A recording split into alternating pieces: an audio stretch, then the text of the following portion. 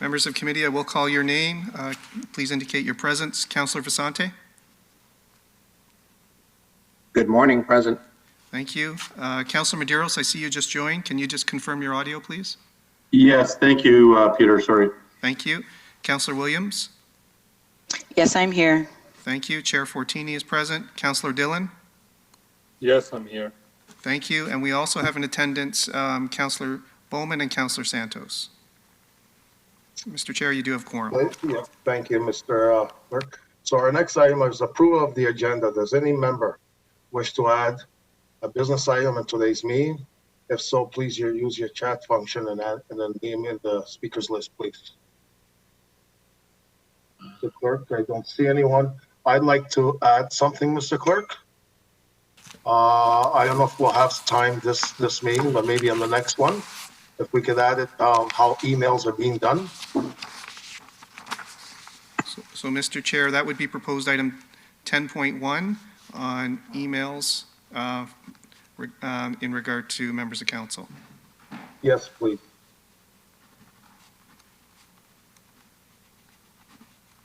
Okay. Okay, so I need a motion.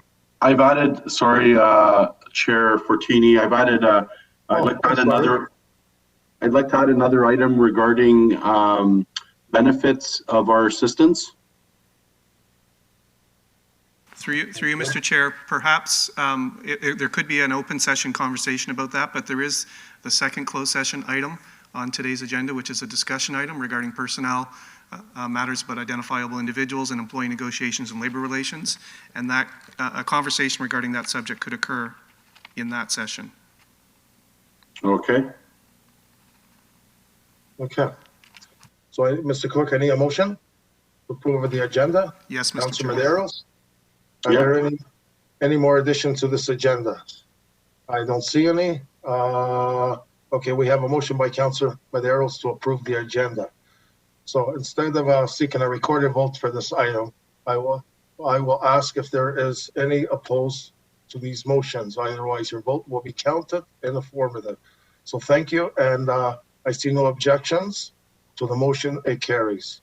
Do members have any declaration of pecuniary interest under the Municipal Conflict of Interest Act for any matter to be considered under today's agenda? The clerk, seeing none, the clerk will take note of this meeting's minutes. So we'll move on to the next one. Delegation, there's nothing. Consent, there's nothing. Announcements, nothing on delegation. Staff. So we have a report. Our next item is 9.1. It's a staff report regarding councilors' usage of consultant to follow. Do any members have any questions or comments regarding the staff report? If so, please use your chat function to add your name to the speakers list. Mr. Clerk, I don't see any. I'd like to ask a couple of questions. So this part 9.1 is part of closed session. Through you, Mr. Chair, yes. 9.1 is the public portion, and there is extracts from a few council and committee sessions from 2019 that help inform the chronology that committee requested. So my question is to legal. I don't know why we're going in closed session with this. It's always been out in the open. We talked about it November 4th and September meeting. It was always in the open. Now it's in closed. So I'd like to keep it, continue, because I did get some calls on it about consultant fees, and going into close, I think that's not transparent. And I like to keep it in the open. So through you, Mr. Chair, perhaps I could just be helpful. So committee requested a full chronology of the decision-making regarding the use of consultants. And part of that chronology includes minutes from closed session deliberations from late last year. And that's why we've included that as a closed session item. It's referenced in the public session report, I believe, as appendix number 2. So the almost 100% of the conversation, as I understand it, and all council decisions that have been made in public to date is still a public conversation. But that information enclosed is just provided as reference information for the committee's benefit to fill out the full chronology in terms of decision making on this. Okay, I see Councilor Medeiros has a question. Yes, not so much a question, but a comment, Chair. In terms of, I guess, to the clerk, which you talked about a chronology, we'd go in camera to receive a chronology. I'm not sure. I personally don't need to go in camera to hear a chronology. My concern is that I know there's been interest around this conversation, and especially we're dealing with taxpayers' money, and a lot of this discussion has been in public. So I think I would suggest that we continue in open session. I think that from the chronology perspective and the way that decisions were made, I'm comfortable with what I've already read. I'm not sure if my colleagues, I'll put aside to see if any of my colleagues want to say anything, but I'd be inclined to just continue in open session. So, So through you, Mr. Chair, just to confirm, I concur with what the councillors are saying. This is an open session conversation.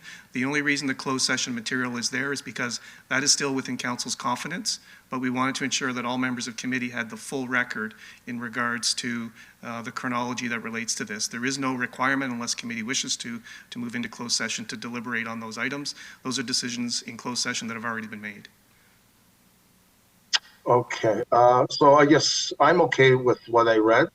So I think I'm going to support Councilor Maderos. We can just carry on this conversation here and get it over with.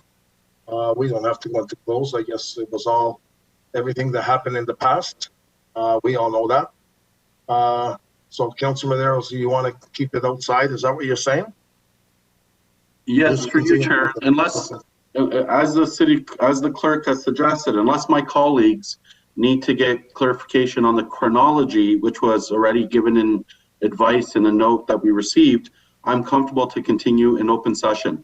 So unless my colleagues feel otherwise, I'm fine, and I especially don't want this discussion to be in private, because I know there's been interest regarding this, and but I do see that there is another colleague on board, and I'll see what the committee wants. But I wouldn't need to go. I have no areas of clarification that I require that I can't ask in open session. Thank you. Okay. Councilor Vicente has a question.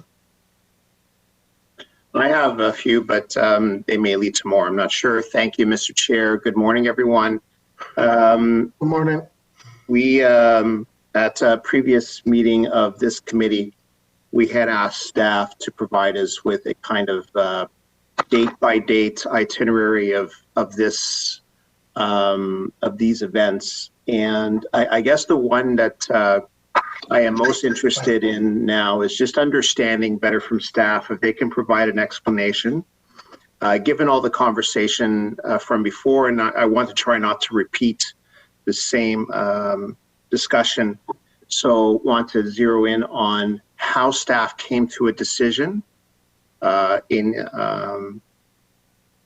earlier this year, to pay out another invoice. Okay. So we'll have to take a vote on that, Councilman. I'm sorry, Mr. Clerk, because I'm kind of concerned too. I remember November 4th when we discussed, and now all of a sudden this got paid. This is pretty, going against council resolution in a way. And also, after looking at some emails that came in, it's very disturbing. So, we'll have a motion by Councilor Maderos to keep it outside. All in favor? So through you, Mr. Chair, no, I don't think a motion is required. So No? Okay. the line of questioning that's occurring from Councillor Vicente and Councillor Maderos' introductory remarks is all public session Okay. deliberation. Okay. Yeah. Okay. So I'll just repeat my question, Mr. Chair, in case staff missed it. So in reading the report, the first question that comes to my mind is if staff could just explain how they arrived at a decision to pay the final set of the invoices that were paid this year. That's my question.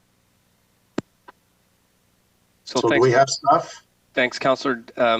David Barrick here. So I want to clarify, the last bill was not an invoice, it was a cancellation fee for the contract. And so you have that before you, you have the actual contract before you, you see the language. I recall, there was some conversation when there was going to be a indefinite hold on the payment of invoices that the possibility a breach of contract could occur, and in fact, it did occur. And the resolution spoke to stop paying any further invoices for services rendered, which was done. And in fact, it was the cancellation fee that was processed in consultation. The treasurer had consulted myself, legal, and the clerk. And that's outlined in the report as well, I believe, under point 11. But with that, if you'd like further detail in terms of the line-by-line review, I can pass it to finance team, either Mark or Z, I believe, is on the call as well. Yeah. Thank you, through you, Chair, to the CAO. If you could just explain the reasonings and rationale behind the paying out of the cancellation fee and the interest portion, I guess, on all of this. And to the Chair's point earlier, in the context of staff, of Council's resolution that no further invoices should be paid. Thank you. Well, thanks, Councillor. I'll reiterate again. It's not an invoice. It's a cancellation, and so that's the crux of the. That's what it turns on here. It's not an invoice for services rendered. It's a breach of contract, and the payment that's been processed. I thank you. I think the clerk has brought it up here. Item 11, I think, clarifies it a little bit more. You all done, Councillor Vicente? No, I am not, Mr. Chair. So if I read item 11, it says here, approved an invoice for $15,000 plus HST of $300. And it further says the invoice payment was compliant with the resolution passed the year before.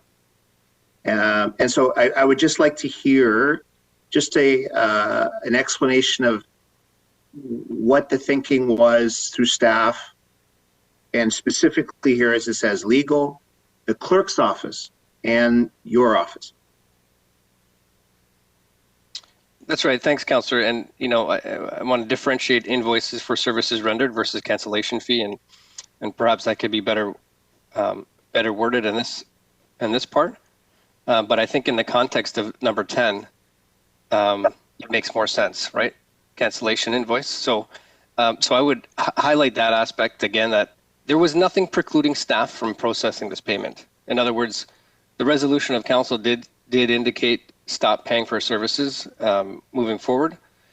There was a discussion, and I believe council was made aware of the possibility that there could be a breach of contract, and council didn't really seem to flag that as being an item or an issue. I think at that time, council was more interested in just stopping payments. But the specter of a cancellation was risen, and in fact, staff did receive this after the fact. And once again, staff followed all the policies. There was nothing. Staff followed the policies as per the councillor expense policy, as well as the resolution. And once again, so the policy states the treasurer would approve. The treasurer doesn't. The position of the treasurer doesn't approve because they agree or disagree. They approve in terms of compliant. Was it compliant or not? And in this case, it was. So there was nothing precluding staff from not processing this payment. Again, I think Z might have been a little bit more involved to have additional detail if council's looking for, but I believe it is. All the detail is in this report as well. Okay, thank you, Ms. Feo. So further question through you, Chair. During the November 4th committee discussion, I know that there was some going back and forth over the wording of the motion, which would have stopped further payments.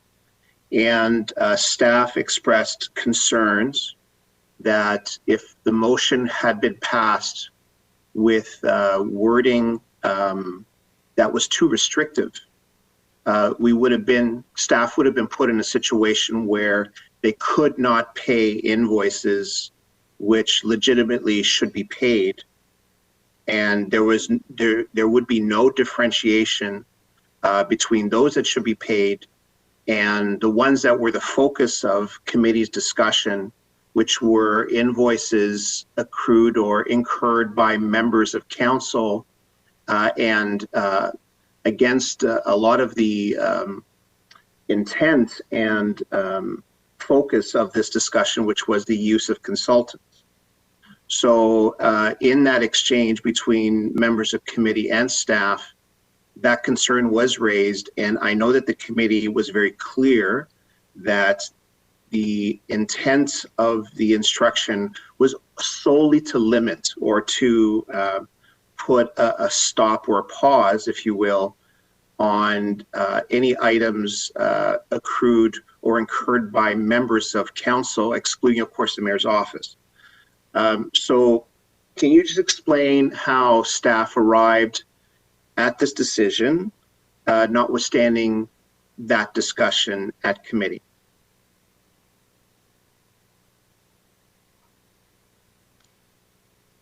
Thank you, Councillor. So once again, I would revert back to the claim that it's in essence a breach of contract through no fault necessarily of the individual councillor, but council as a whole had put a pause. I believe it was a pause. I don't think there was an intent to explicitly cancel anything, but it was a pause. But in fact, it's been such a pause. It's almost a year. And so when you have an inability to pay an invoice for services rendered over a long period of time, it in effect is a breach or termination of a contract. The contract had a clause which stated, in the event the contract is canceled. By the way, most contracts do have a cancellation clause and or penalty, early cancellation penalty, so that's not unusual. So the individual flagged it, said in effect, you've canceled my contract, which we deemed to be, we agreed. We saw no line of sight in terms of when that could resume or if it could resume. And so once again, between legal, the clerks, myself, and treasurer, we reviewed all the relevant policies. We reviewed the wording of the resolution. And once again, there was nothing prohibiting staff from not processing this payment. Thank you, and through you, Chair, to the SAO, except that during that committee, I think committee had been very clear, but I will move on. So I guess my next question is then, with respect to this chronology as it has been presented, and the chronology is what it is. The dates are there. What happened on those dates is in fact indisputable. But I guess my question has to go through to when you follow the chronology of these events, invoices started to appear and were presented for payment beginning in April of 2019 and up until October of 2019. And according to staff, those invoices were not being paid or were not paid out. Can, for the purposes of today's committee, staff provide an explanation on why those invoices were not paid? Through the chair, so our understanding was the invoices were not drafted correctly. They were missing invoice number / HST number or the SIN number of the individual at that point. And so staff followed up with the councillor staff office basically saying we would need a proper invoice with those particular details in order to process them. And thank you, through you, Chair. Did staff tell or inform the councillor upon the presentation of the first invoice? Because invoices around here are paid quite promptly, I would say. So when the first invoice appeared in April, was this issue raised by staff? Through the chair, I believe the first set of invoices that were actually received by finance were in August. Okay, so as soon as the first set of invoices appeared in August, through you, Chair, to staff, was the issue of missing information on those invoices raised promptly with the member? Through the chair, yes. Okay, so at what point, I mean, it's very, if all that was missing was an HST number, was that number promptly provided to staff? Through the chair, No, it wasn't.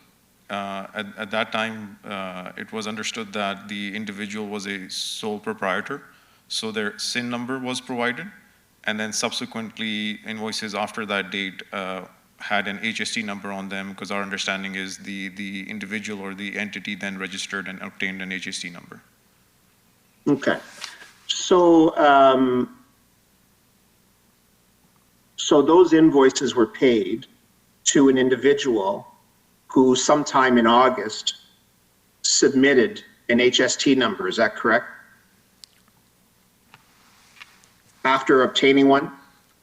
Through the chair, I believe the HST number was obtained subsequently. I don't think it was obtained in August, I believe, and I'm just going through staff notes. I believe it was obtained sometime in September or October. I can confirm that.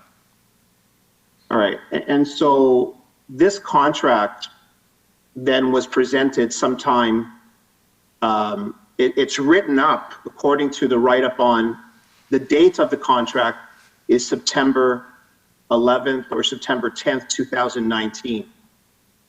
But at the time that there was an issue or a debate between staff and the member to have these paid, staff never saw this contract or were never shown it, correct? Through the chair, the first time staff obtained a copy of the contract as stated in the report was March 30th, 2020. Which is almost 6 months after, correct? Through the chair, roughly, yes. Okay, and based on, through you, Chair, and my questions will end soon, I promise. I just want to establish this timeline. So a contract was signed on September the 10th from an incorporated organization, which in August was a sole proprietorship and was not able to present an HST, but then in September was incorporated. But this information, the incorporation, was not apparent until 6 or 7 months later in March of 2020, correct? Through the chair, the HST number on the invoices were obtained, I believe, in October 2019, but the contract was in, a copy of the contract was provided on March 30th, 2020. Okay, and so this contract was provided to you, I guess, through email? Through the chair, yes, it was provided to the treasurer at that time via email. Okay, and is there, as it was in an email format when it was given to staff, have we asked the member to provide an email chain that goes back to September 10th or 11th of 2019? In other words, just to be clear, how do we know in March of 2020 that this document, which was presented in PDF format to staff, how do we know it was in actual receipt in September of 2019? You know, normally if I was dealing with a contractor or a consultant or any organization, let's say I hire someone through our council office and budget, there would be an email chain showing conversations, hey, we want to hire you, are you available? And you provide this service, and then there'd be responses back saying, yes, we certainly can. We can draw up a contract first, and here it is, sign it and send it back to us, and we will begin doing this work promptly. Now, keeping in mind that this contract came up in September 2019, not in April of 2019 when service started to occur. But is there a chain of dates showing that this contract really existed at the beginning of September or the middle of September of 2019? Through the chair, not based on the correspondence that current staff have seen. Okay, so how do we know in honoring the terms of this contract as the CAO explained staff had to do. How do we know that this contract wasn't just drawn up well after November when these issues were raised at committee and then presented to staff in March? Because normally a contract, I mean, I guess it depends on the type of contract, but significant contract would even be notarized. In other words, there's a third party signing it. There'd be some evidence, right, that it happened in September 2019. Do we have any of that? And that's my last question. Again, through the chair, based on what current staff have, no. Okay, thank you. Thank you, Mr. Chair. Thank you, Councilor Vicente. So I want to ask two questions to our director there. So, you know, when you register a company, so when they actually sent the first invoices, they were not paid because they had a social insurance number and they wanted an invoice. Usually when you register a company, you do not get a HST number until you do your taxes, because there's no law that you need an HST number unless you're making over 30,000. My other question is, going back to November 4th, I remember clearly that the council said they have no contract. And now this popped up. So why didn't staff come to us and say, this is what happened, there was no legal contract, and now a contract popped up, instead of taking it upon themselves, as we're board of directors, and, you know, at least we should have been informed before it got approved. Because this has been a conversation for a while, and I remember clearly saying there was no contract. It was verbal. That was November 4th. So now this contract is done September, which is way before.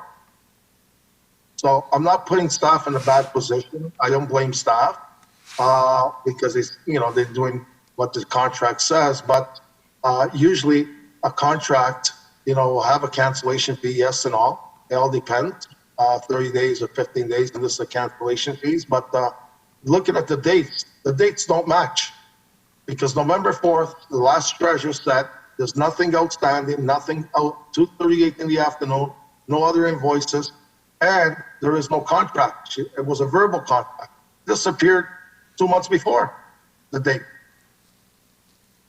So then staff look into this and say, hey, the dates are not matching.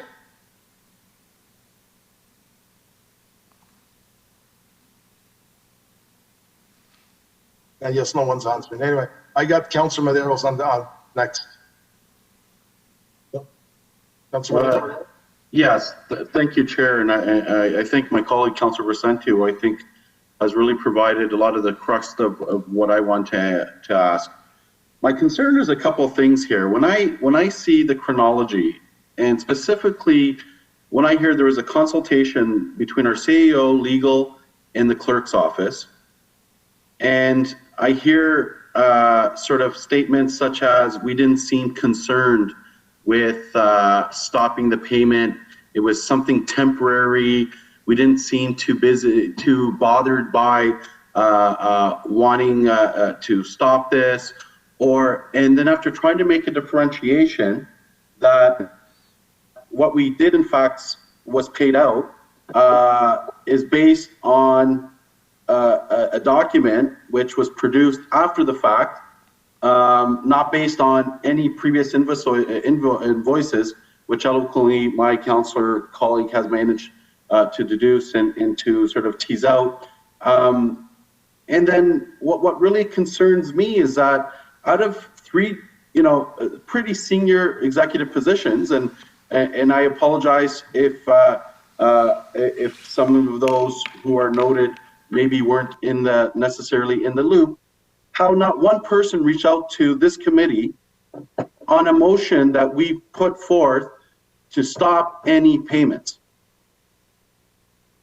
So to me, that is, and when I hear that council committee did not seem too bothered, that to me is concerning, because I think this committee expressed its frustration. I do not blame actually even the councillor in question for the services she thought that she could probably get.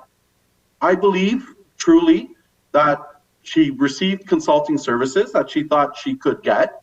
I believed that she's got advice on how to proceed and make payment.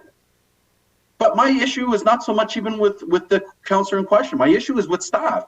My issue is with how do you give money like that, $15,000, and again, taxpayers' money. If there's one bond we have counselors have, is the bond to protect taxpayers' money. If there's one responsibility we have as counselors, is to protect taxpayers' money. And when I hear and when I see it's not based on any invoices, it's based on verbal agreements, counselors didn't seem too bothered, this committee didn't seem too bothered, and then I'm hearing, and respectfully, I'm hearing that, well, it's a big difference because, well, we know that you said you could cancel the invoices and you didn't want us to pay the invoices, but you never said that we couldn't pay out the cancellation of those invoices, which are not produced.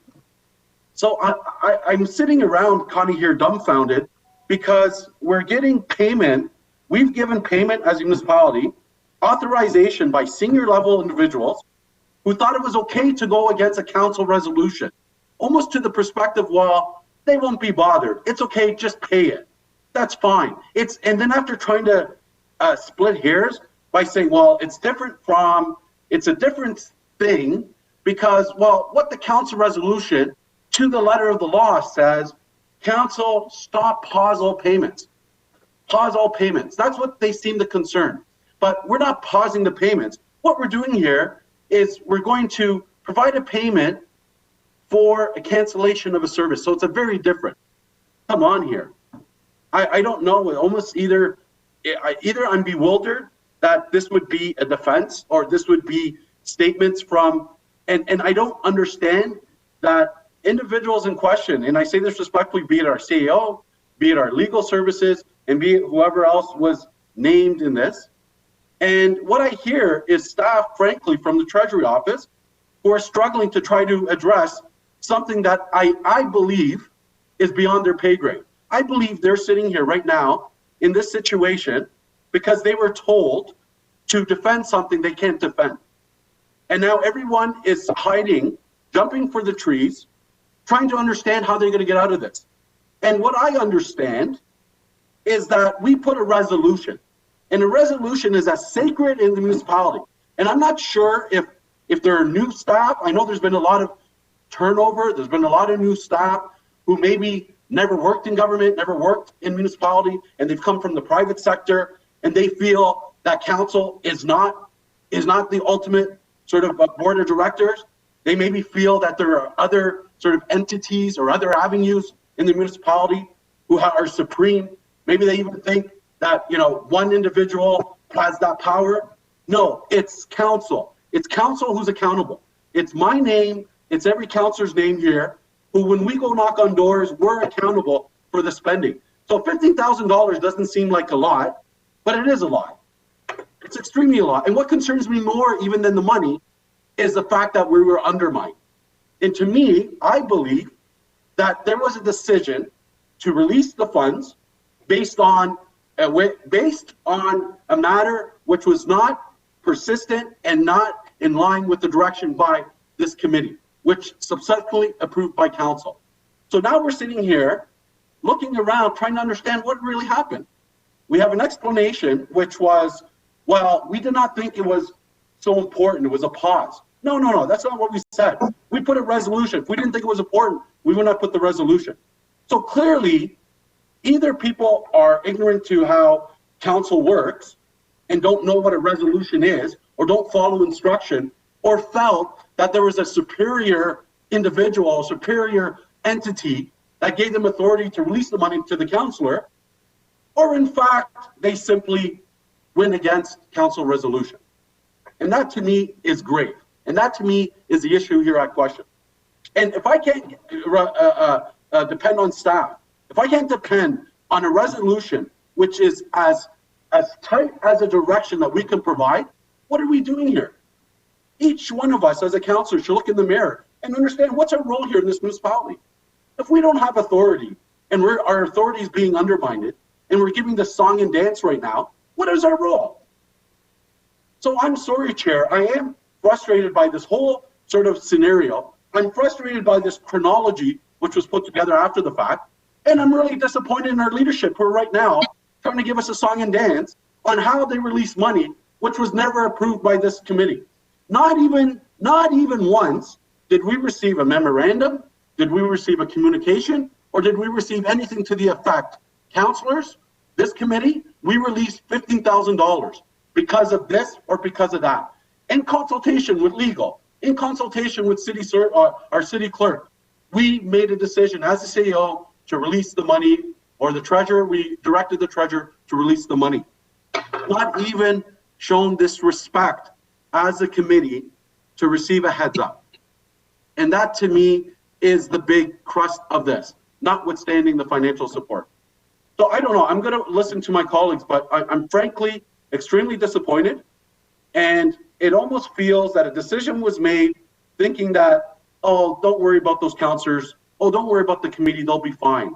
Oh, don't worry, we'll give them a song and dance. We consulted. As long as we put on a piece of paper that we consulted us three entities. But who are we essentially then, as a council? Who are we as a committee? And that to me, Chair, is my disgruntlement.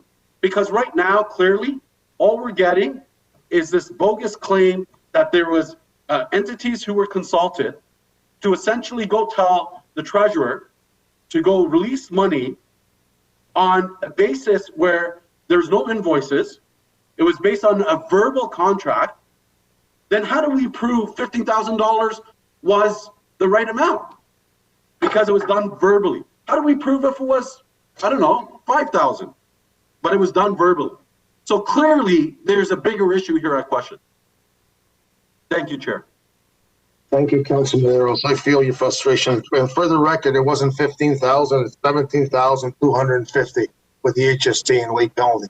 So I don't know what we're going to do here. I want to speak. I see no more questions. Maybe I think we should send this to the Integrity Commissioner, because I feel bad for staff being put underneath the gun in a way.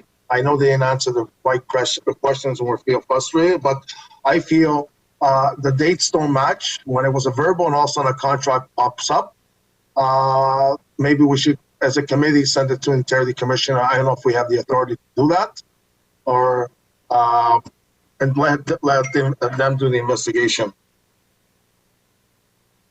So I see no more questions. Mr. Chair, it's Peter. May I make a few statements? Because I feel it's important to make some statements in terms of what staff did. I understand the frustration, and I appreciate what the members are saying. I just wanted to reiterate what the CEO has said and what finance have advised is back in November of 2019, when this item was discussed, yes, there was reference to the potential for a verbal contract. There was never any confirmation that there was a written contract.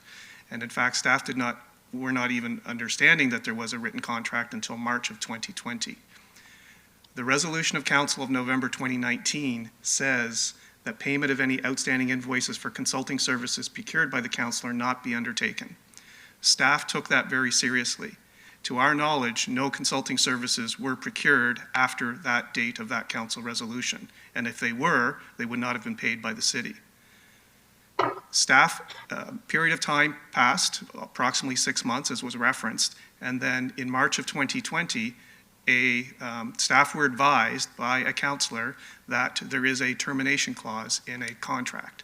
This is the first time staff saw the contract.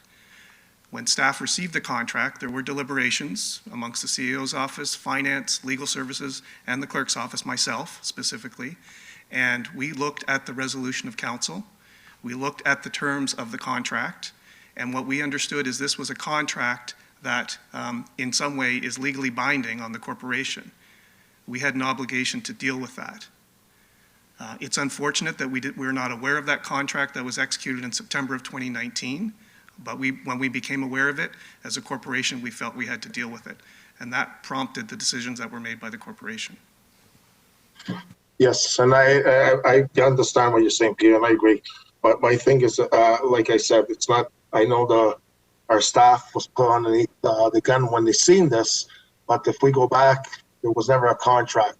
So that's why I think, I think so. The member of council started providing this paperwork after. And as a corporation, of course, you probably have to pay for the contract. But it was clearly there was a verbal contract. That's why this popped up later, so they could continue the payment. So that's why maybe we could send it to the Integrity Commissioner and let her do the investigation on the councillor, why these contracts and the video that shows on November 4th it was a verbal, and after this contract comes up in March, dated September. Anyone could write a contract. I just signed a bunch of contracts a couple of weeks ago on the snow. I could put, dates 2008. Anyone could backdate it, sign it. There's no proof. I have a couple more questions. Councillor Vicente. Thank you, Mr. Chair. Everyone here knows that I have a great deal of respect for our clerk, who is the ultimate arbitrator of all things that happen here on council. And I am listening to the words that he has indicated, and I accept them on face value. But I think where things kind of fall apart is when you're presented with a PDF paper contract that has no chain or date to imprint it back to the beginning of September of 2019, but only presented after much consternation and attempts by staff to try to resolve an issue. It's presented in March of 2020. It certainly would have been on file digitally under any normal sequence of normal events where entities share information or share documents. So I wonder, given the astuteness and the incredible capacity of the City of Brampton's legal team, who work tirelessly to protect the taxpayers of this city from scrupulous or bad activity, how it would be that we would take this document on face value without asking any additional questions. To Councillor Madero's point, how staff took it upon themselves, given the direction from November of 2019, to make this decision without consulting the committee or council. Even an in-camera update would have sufficed if the material was too sensitive for an email memorandum. I just think that I think that there's a lot that's here that leaves me with a bad feeling and suggests that something isn't right.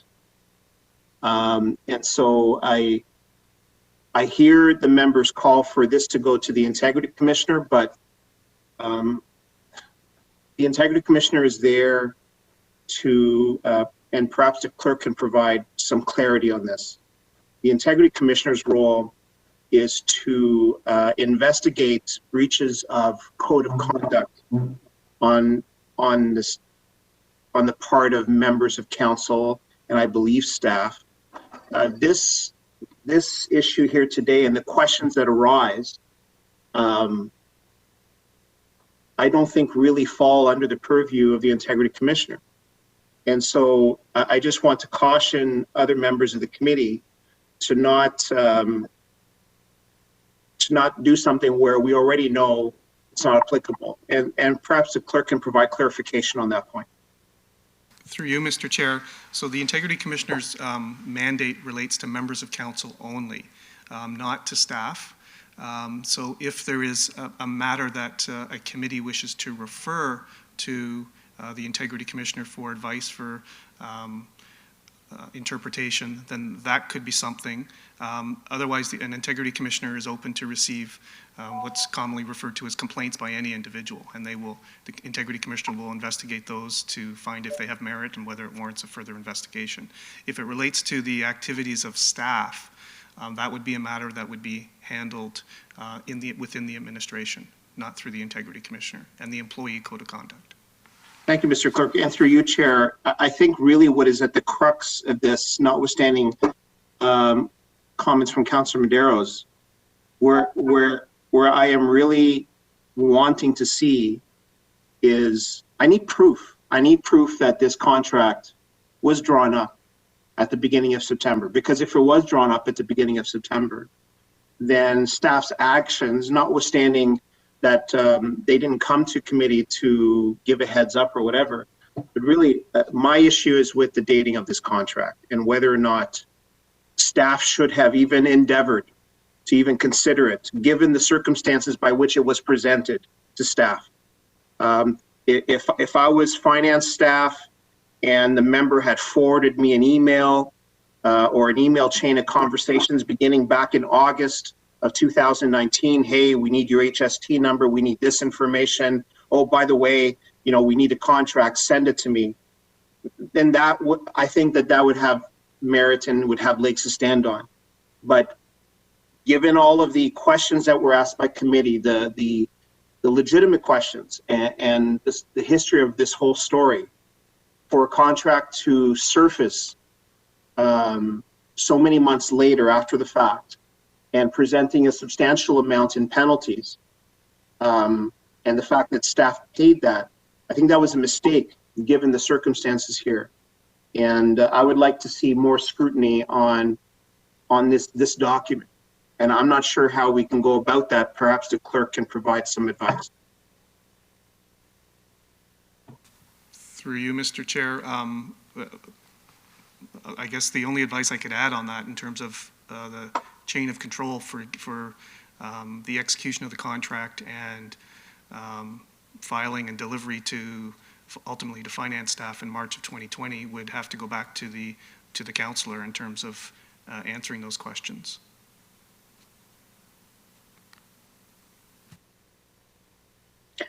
Do we have some?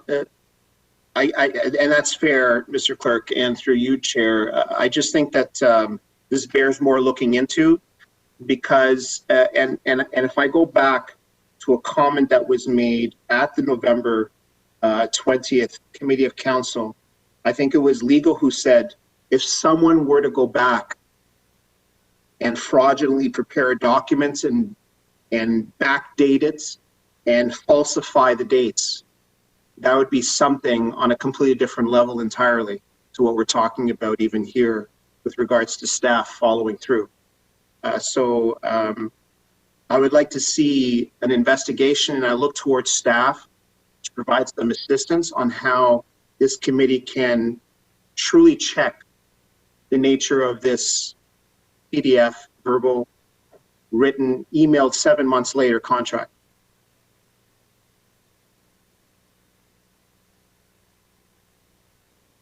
So, Mr. Chair, if staff can provide some help. Through the chair, and thanks, Councillor Vicente. So I just want to add as well, and I believe committee and council and councillors know this. So when this when all the issues arise, this one not being any different, my ask to staff is regularly, politics aside, what would we normally do, right? I understand there's varying opinions of individual councillors, but we follow the resolution, we follow the policy. That's what we did here, right? So my part of my role is to try to politicize staff, leave the politics to committee and councillors and council. And so that's what happened here, right? What would we normally do? We assessed the resolution, the policies. To your point, taking the agreement from the councillor, put it all together, and all in, it's compliant. Now I know there's some stronger opinions remain and some doubts, but I'd say that's kind of the political element here, which I'm trying to separate staff from, to remain professional and diligent, which they were and they have been, and I commend them for that. So from where do we go from here aspect, we serve council, so we're at the leisure of council, however you deem best to ask additional questions. You know, one path, as the clerk mentioned, is have a conversation with Councillor Williams first, and you know, barring that, if you know, individual members are still not satisfied for whatever reason, there could be another pathway for a more formal process. Thank you, Mr. CEO. Through you, Chair. Can you describe potential pathways for that? Well, I think that's not for me necessarily. It depends on the allegations that one is making. I think, you know, there's some potentially strong allegations that I've inferred here that certainly staff is not stating. so I think this you know, kind of goes into your realm versus the staff realm.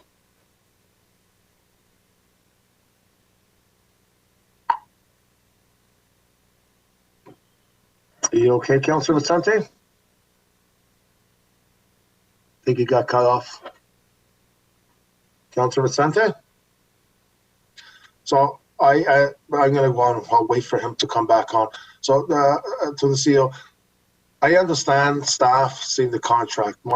About the IC, sending it from this committee, I'm looking at the dates. So it's not really only staff. It's also the way the councillor, I don't want to say forge or whatever, because you could put any dates you want on a contract. And it was clearly in November, there was a verbal contract, and this popped up later. So I think we should send this to IC to have investigate on the councillor, the way all these documents were done. So that's my recommendation. But I see Martin wants to ask a question. Councilor Medeiros.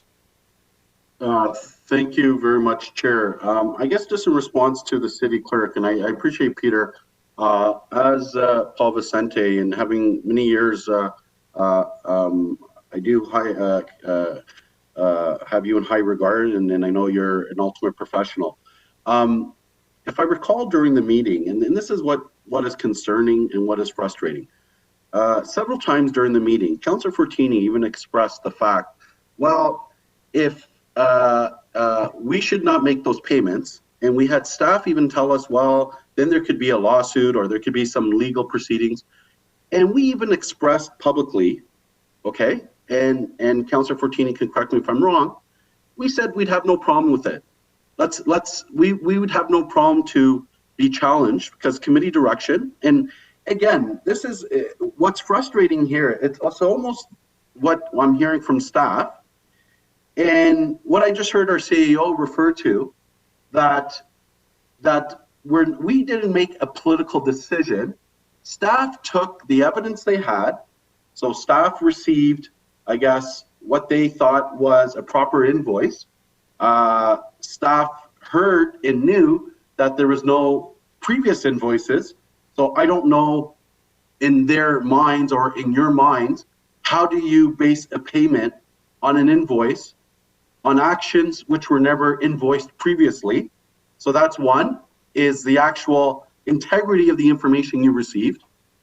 So that to me is problematic because we have, again, legal, our clerk, and our CEO. So you look at all that. The second, you knew that this committee, politically, this committee has a resolution not to make any payments. So how do we differentiate saying, well, technically, the payments we decided not to pay were for services rendered, but we're going to pay for a cancellation of those same services based on what council did. Now, I don't know. I could be simplistic, but that to me has no rationale. That to me to say, well, we're working within our purview, so let's pay that off. And then after the third thing, which I'm kind of concerned about, that not one of you, be it the clerk, the CEO, or legal, or the treasurer, would have it in their right mind to give us a heads up and let this committee know a payment was made based on that rationale. Am I wrong? Is this a normal process, Peter? Through you, Mr. Chair, I can't comment on the process. I know there was deliberation and consultation amongst those four groups, and that was the conclusion that was reached. Is there is what appeared to be a legal binding contract, accepted at face value because there was no information to suggest otherwise, and the corporation had an obligation to deal with that. There was no understanding at the staff level back when the debates were occurring in November of 2019 that there was a written contract. If there was, then certainly that would have been brought to bear on the debate that was occurring at that point in time. But staff to my knowledge, did not have any knowledge that there was that contract in place until March 2020. Okay, but again, Peter, and this is where I'm not expecting you to answer. I think what a lot of us are troubled with is who made the decision? Who provided authority? So in this case, the treasurer, based on consultation with staff, gave authorization for staff to release the monies. Okay, so and notwithstanding, I guess, the counselor in question and whatever action, essentially what we're stating, if I go back then now, and I say, well, I received consulting services last year, it was verbal, but what I'm going to do is I'm going to get this company to send in a cancellation agreement based on a year's work of services. And in consultation, you guys will arrive at the exact same decision you made today. So essentially, every counselor, everyone in question, will send in invoices for services rendered, and the logic and rationale consistent. Now, this to me is even more disheartening or troubles me more.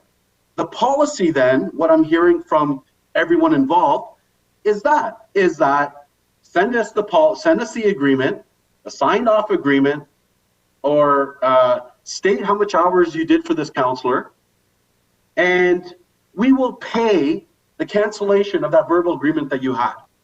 Because there's no more proof that you would be asking from me that proof was given from the counselor in question. So again, this to me is troubling. It's troubling the service itself and what was rendered, but it's troubling who gave authorization. It's troubling how do we authorize giving those funds. Now, in terms of process and how do we find out? So again, I understand Councillor Fortini is looking at the Integrity Commissioner for one avenue. To me, another avenue is I'd like to know the decision, who made the decision, and what was the decision based on? Because I don't see policies that we keep referring to, and I've heard that we want to keep the politics out of the decision making. We gave instruction.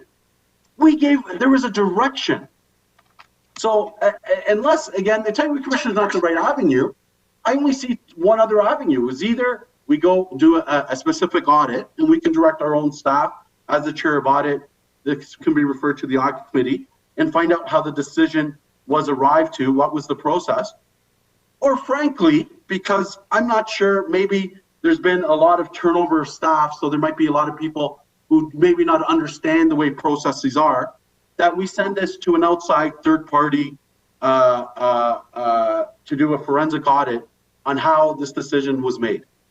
I suspect, and I would challenge, and I look forward to being proven wrong, that a decision was given at a high authority to just release the funds to the counselor and to move on and proceed. And I could be wrong, because I'm told that I am. There was a triage of consultation.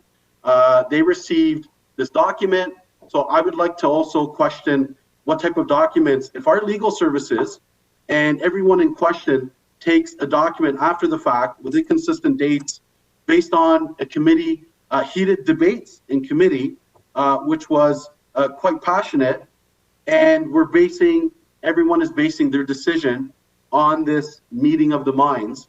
That to me is concerning on all levels.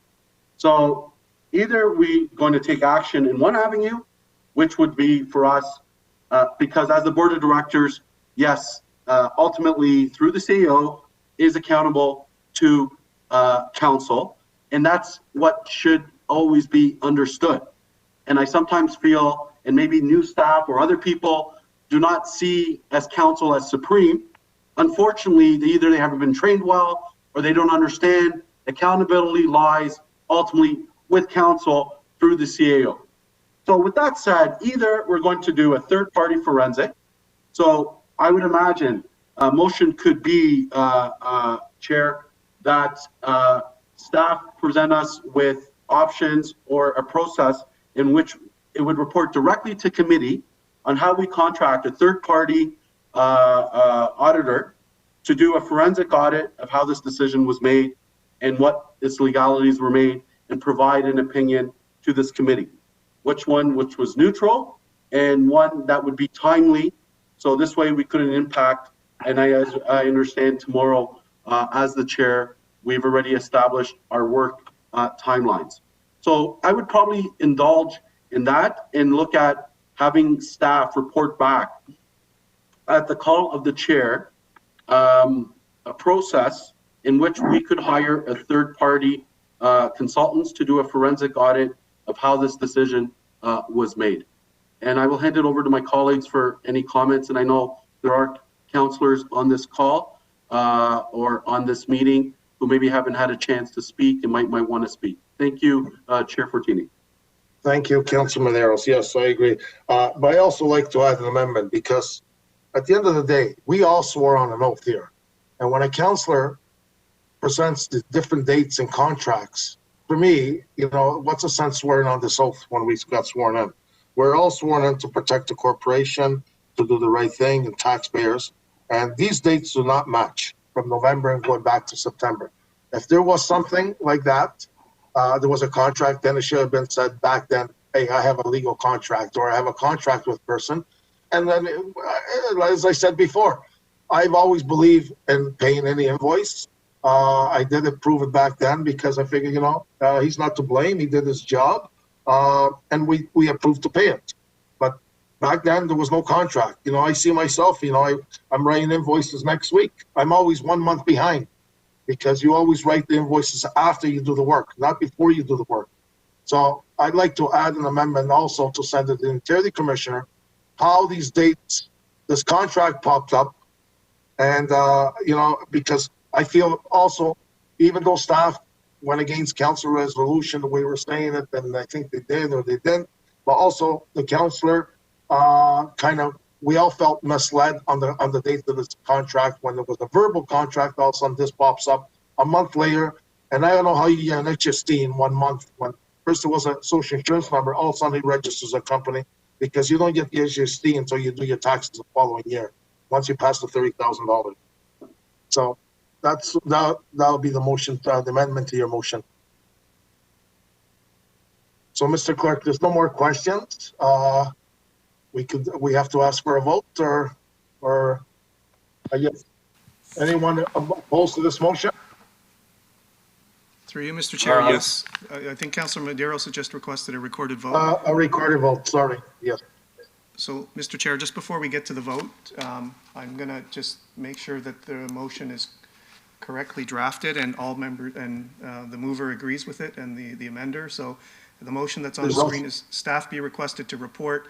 And Charlotte, if we can put in comma after that, I think Councilor Medeiros said to a future meeting of the governance committee at the call of the chair on options of how a forensic audit could be undertaken with respect to how the decision to make payment for cancellation of the agreement and that the questions of dates in relation to the agreement be referred to the Integrity Commissioner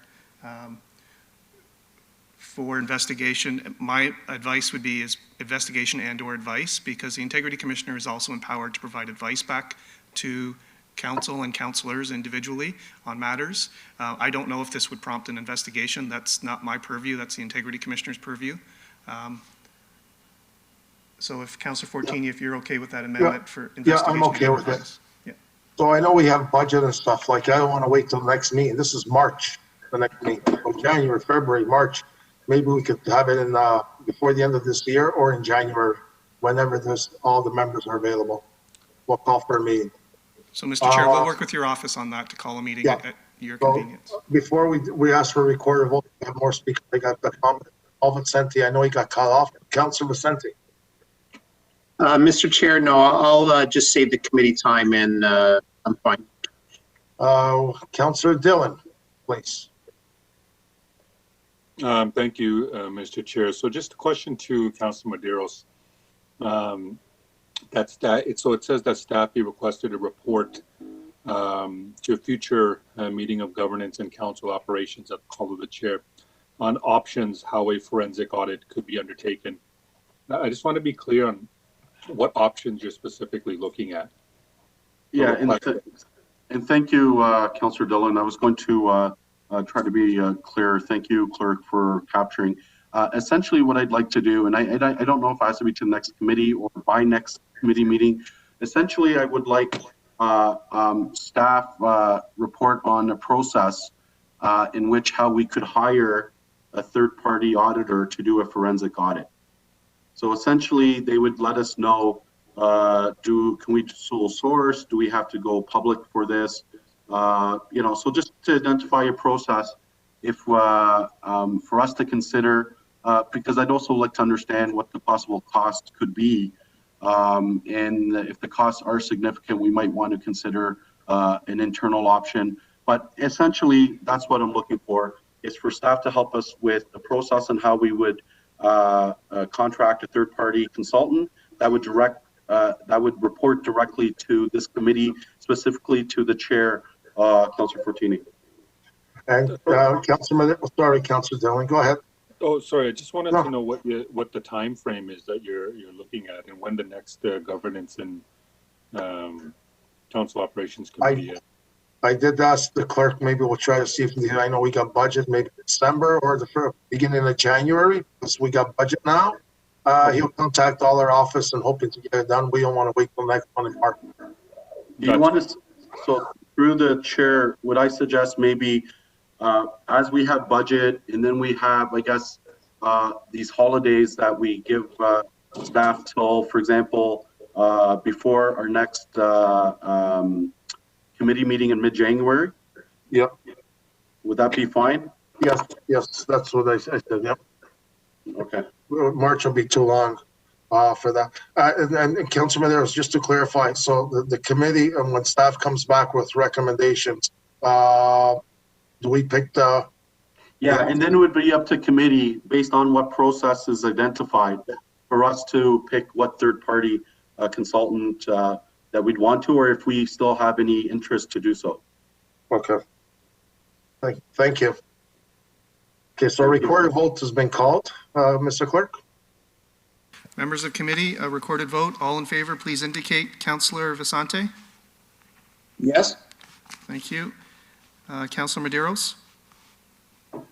Yes. Thank you. Councillor Williams? No. Thank you. Councillor Dillon? Yes. Thank you. And Chair Fortini? Yes, Thank you. Mr. Chair, the motion carries 4-1. thank you. So I guess we can skip all that. So we're gonna have to go down to other new businesses here.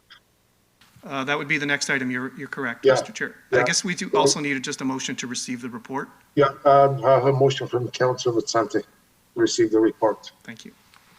And, okay, so number 10, there's other new business. There's nothing. Oh, actually, no, we did add something. The one I added, I think we'll wait till March about the emails. They're gonna come back. So I think Councilor Maderos added something. Can we add this in one of the committees, going camera with all the councilors, or does it have to be added this committee, Peter? Through you, Mr. Chair, it could be referred, if it's the will of this committee, to Committee of Council. December 2nd is the next meeting. The closed session conversation that's remaining does relate to all members of council. And I do understand that this committee is only a subset of all members of council. Yeah, that's what I was looking at. So Councilor Maderos, are you okay to have it for December 2nd for all members of council to go in camera?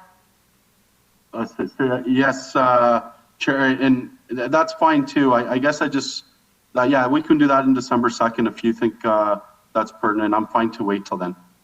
Okay, good. So there'll be no more new business. Am I correct, Mr. Clerk? No, except, Mr. Chair, if you can we just need a procedural motion to refer closed session item 16.2 to the December 2nd Committee of Council meeting. Yeah, so our next meeting, December 2nd, the closed session. Okay, so I have a motion moved by Councilor Maderos to move into closed session for December 2nd. All in, yes, no, anyone opposed? Don't see any, that carries. So we have public. So we got councilor question here. Does any councilor have any questions on today's agenda? Please use the chat box. Councilor Dillon? Sorry, I'm off the board. Okay, I'm sorry. Thank you so much. I see none. So that goes back after to public closed session we've done. Do we have any questions from the public, Mr. Clerk? We do not, Mr. Chair. So I guess our next meeting will be called, I guess, the chair, but it's scheduled for March 1st at 9:30. So I have a motion from Councilor Maderos to adjourn today's meeting. Anyone opposed? Seeing none. Okay. So thank you so much, everyone. Stay safe, healthy, practice social distancing, and wear masks covered at all times in inside public places. So this meeting is adjourned. Thank you, Mr. Clerk, and everyone. Thank you, Mr. Chair, members of committee. We're just waiting for the live stream to end and the web stream in